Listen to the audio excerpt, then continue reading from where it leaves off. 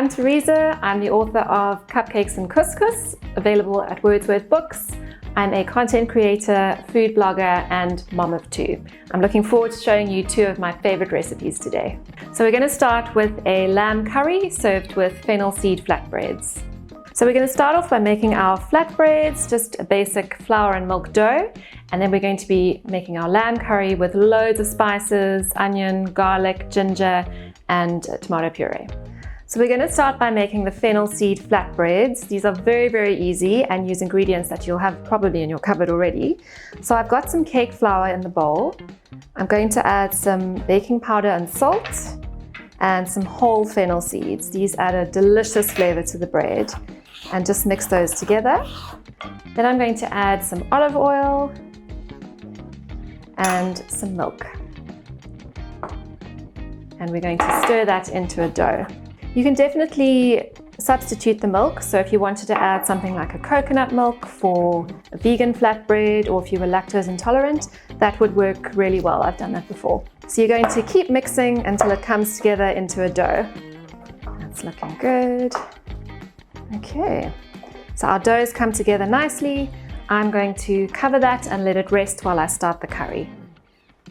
So we're going to be using lamb neck today and lamb knuckles, and I'm going to season with a bit of salt and pepper before it goes into the pot. We're using quite a large variety today. We've got garlic and ginger, and then we've got cumin, coriander, garam masala, paprika, turmeric, cardamom, and cayenne pepper. So quite a big collection, but it's going to taste really, really good. It's going to be fantastic. Okay, so now we're going to brown our meat in a little bit of olive oil. This is just our lamb that we've seasoned with salt and pepper. So I love this curry because it's actually pretty quick to make. It only simmers for 30 minutes. So I often make it during the week as a weeknight supper for my whole family. The kids love it as well. But it also makes a wonderful date night meal if you fancy doing that. And with the flatbreads, it's very, very special. If you find it easier, you can brown the lamb in batches. This is definitely something that anyone can make. There's no technical skills required. You're just putting everything in the pot, mixing it together and letting it simmer, so anyone can make this. I'll do the second batch quickly. You want to probably brown the lamb over a high heat, and then once we add the spices just now, we'll turn the heat down. So this serves a family of four. For 4 of us at home, it's more than enough, and there's usually leftovers for lunch the next day. So it would definitely work for a family. Very often, if we have friends over for lunch or a bride, then I'll test some of my new recipes and ask them to give me feedback. So finding people to taste things is not usually a problem. I have a very sweet tooth, but funnily enough, the savory recipes are actually my favorites in the book. I absolutely love the potato bake with parmesan and bacon crumble. It's incredible. The moussaka is absolutely delicious. And if I had to choose a sweet recipe, I would say probably the lemon tart. I love anything citrusy. So yeah, if I had to choose, I would say those are my favorites. There we go, all done. So now we're going to do our sauce. So I'm going to put some butter in the pot with onions and spices. So I've taken the lamb out of the pot. We can use the same pot now. We're going to add some butter and just melt that over a medium heat. We don't want to lose all those beautiful flavors from the lamb that are stuck to the pot. And then we're going to add some diced onion. You can substitute, I like white in this recipe, but if red is the only thing you have in your pantry, that's absolutely fine, throw it in. And we're going to let those cook over a medium heat for a few minutes just to soften. So we're using lots of delicious flavors in this curry. We've got fresh garlic and ginger. We also have garam masala, turmeric, cumin, cayenne pepper, coriander, paprika, and ground cardamom. But I always encourage people to play with their food. For example, I've only added a little bit of cayenne pepper to this curry, but if you liked it really hot, you could definitely add more. If there was a particular spice that you really enjoyed, you could definitely play around with it. So have fun, play with your food. I've just given the measurements just as a guideline for people who've never made curry before, who aren't quite sure how much to add. So our onions are beautiful and soft. I'm going to add all of our spices into the pot. And we're going to let these cook for about a minute just to start releasing their flavors. Okay, so now we're going to add some stock into the pot. You can add lamb stock or chicken stock. Also going to add some tomato puree. Give that a mix. And then our lamb is going to go back into the pot. There we go. So pop that all in, and you can let that simmer for approximately 30 minutes until the sauce thickens. So while the curry is simmering, we're going to move on to our flatbreads. Our dough has been resting, it's nice and soft, and we can roll these out. I'm going to divide the dough into 8 equal portions, and you can just eyeball it, it doesn't have to be exact. And you're going to just roll them into little balls.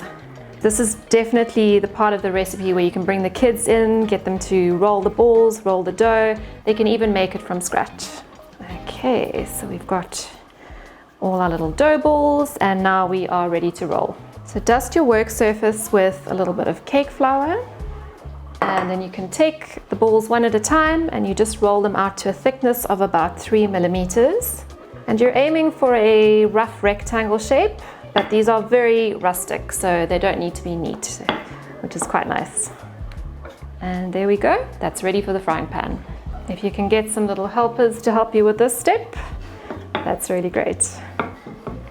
So this recipe will make 8 flatbreads. So for a family of 4, that's 2 per person.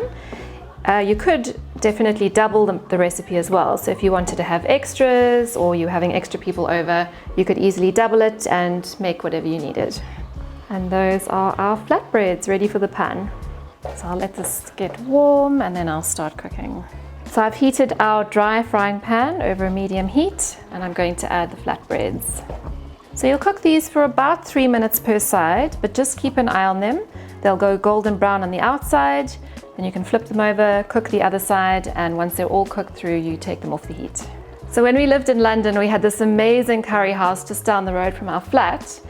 And for 2 South Africans far from home in the cold English winter, it was such a comfort to get this beautiful curry from this place. So I always used to get the chicken tikka masala with the most buttery, soft naan bread I've ever eaten in my life. It was so delicious. My husband would always get something a little bit spicier, and we would often enjoy this takeaway. So every time I make curry, I often think back to that time.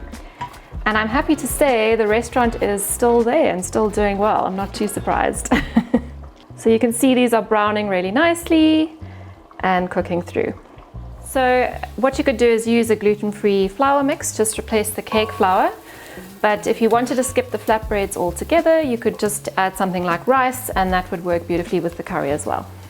So once your flatbreads are cooked, you can wrap them in a cloth, and that helps them to keep nice and soft and warm while you cook the rest of them. So I'm a working mom, and for me, I'm always looking for new meal ideas, snack options, things like that, but food that is easy to prepare, accessible, and tastes really good so the whole family will eat it. So I really kept that in mind while I was trying to develop the recipes. I've also tried to include quite a mix, so there's meat dishes, vegetarian options, there are decadent treats for special occasions, there are healthier, more wholesome options for the family. So it really is a mix of everything that I like to cook for my own family. I did a lot of baking during COVID, mostly cookies. So there are, I think it's the hazelnut cookies I started making during lockdown. Everyone else was doing banana bread, I was making cookies. We cooked a lot of bread during lockdown. We made it from scratch. It was such a great activity for the kids. And so that also inspired some of the bread recipes in the book. My daughter is 11 years old, and she takes the book and she's already baked quite a few things from it. Some of the recipes would require adult supervision, but definitely for the tweens and older, they could certainly grab the book and make something by themselves. So in this book, I've actually devoted an entire chapter to braai recipes. So that would definitely be my go-to when the power was out. There's lots of fantastic options and some veggie dishes as well. Everything in that chapter can also be cooked in the stove, on the stove or in the oven if the power was on. Otherwise, the stovetop dishes like this curry are perfect for load shedding. There's another great recipe I saw in your book. It's called a 10-shade garlic bread, which myself and my colleague absolutely loves. Tell us a little bit more about that. Is it quite an easy recipe to put together? It is. It looks a little bit complicated, but we have done step-by-step photographs to show you exactly how to assemble it. For us, a garlic bread at a braai is an absolute must, but I wanted to give it a little twist and do something different for the book. So we've added lots of cheese, we've added sun-dried tomatoes, and of course garlic. And then it's shaped into a star shape. It's really, really beautiful and easy for people to just break off, pull apart, and enjoy with their main meal. Sorry, I'm busy paging through your book. So, there's a rooster cook that you mentioned that you apparently had at a wedding. Yes, that's right. And they were dishing it up for basically serving it fresh on the fire. Tell us a bit more about that though, because that looks super interesting. It's such a delicious recipe, and it was definitely inspired by that wedding. You know how it is when you go to a wedding and you have the ceremony, and then you usually have to wait quite a long time for the photographs to happen and for the bride and groom to do their thing. And so it was such welcome sustenance when this fresh roaster cook came off the braai and we were all tucking in. So I definitely wanted to include it in the book. You can serve it as a starter with different side dishes or sauces, or you can have it with your main meal. It's so soft and beautiful, and I would definitely recommend trying that one at your next braai. So I just paged over to page 152, which I think is probably one of my favorites. After the sweet tooth. It's called Chocolate and Bubbly Mousse. Yes. And I'm very happy to see that you actually do put in sparkling wine. Tell me more about that though, because that looks amazing. That's a real decadent treat, and that's actually one of my favorite images in the book. It's absolutely beautiful. But if you're having a special occasion and you feel like a chocolate mousse, but something a little bit special, you can have this one, which includes sparkling wine. It just adds a little bit of depth of flavor. It's creamy, it's soft, it's just an absolutely beautiful dish that you can make. Good for celebrations. Our curry has been simmering for half an hour, so now I'm going to add a little bit of plain yogurt. Mix that all together. And don't forget at this point to check your seasoning as well.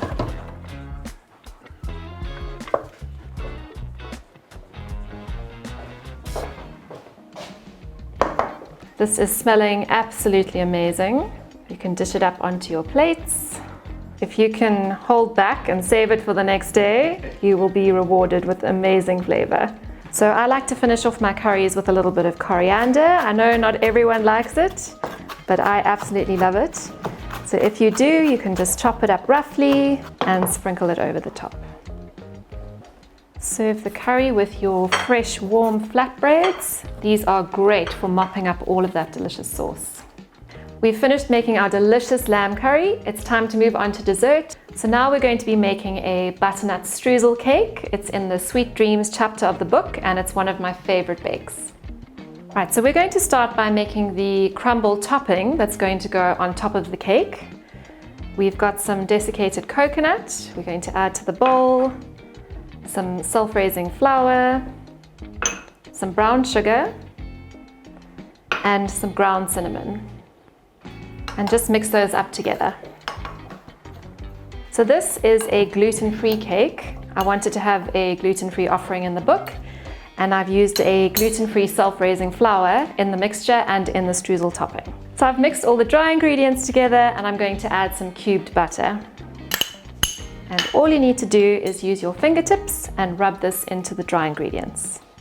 Something you'll notice about this recipe is that I've also added butternut, which sounds very strange, but it adds moistness to the cake, and it's a nice way to get in an extra veggie at tea time. If you have a fan-assisted oven, I would suggest lowering the temperature by 20 degrees as they tend to run a little bit hotter, but just keep an eye on the cake towards the end of the baking time. Once it's done, it should come away from the sides of the tin slightly, and an inserted skewer will come out clean, and that's how you know it's done. You'll see that the mixture will start to resemble breadcrumbs and then start clumping together. Once it starts clumping together, you know that it's almost ready. Make sure you get all the little dry bits at the bottom of the bowl. We're going to make the batter for our cake now, and we're going to start with some caster sugar and 2 eggs.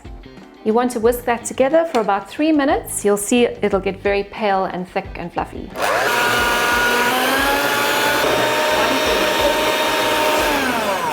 So you can see now that it's gone a lot lighter in color, it's thicker, so we can add the rest of our wet ingredients. Our butternut goes in. You can see it's not too much, and it won't taste like a butternut, I promise, but it does add moistness to the cake.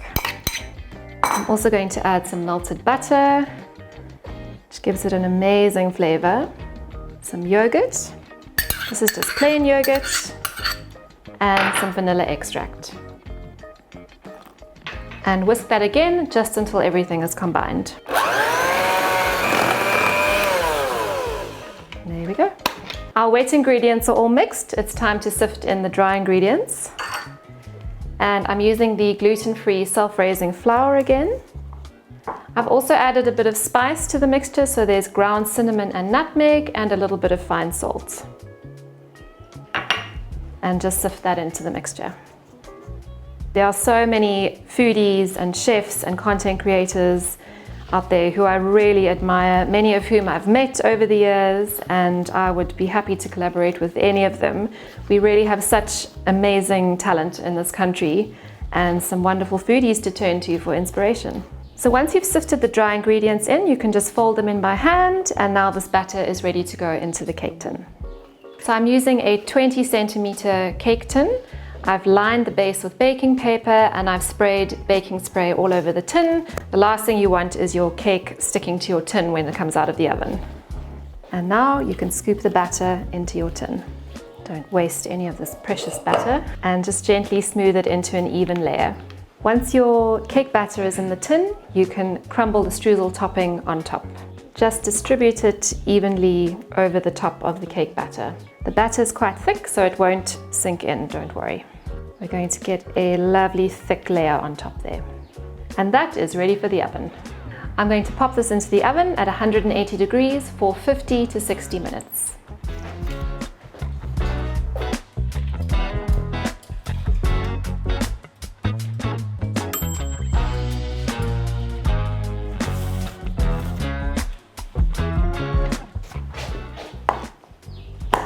You're going to let this cool now before you take it out of the tin.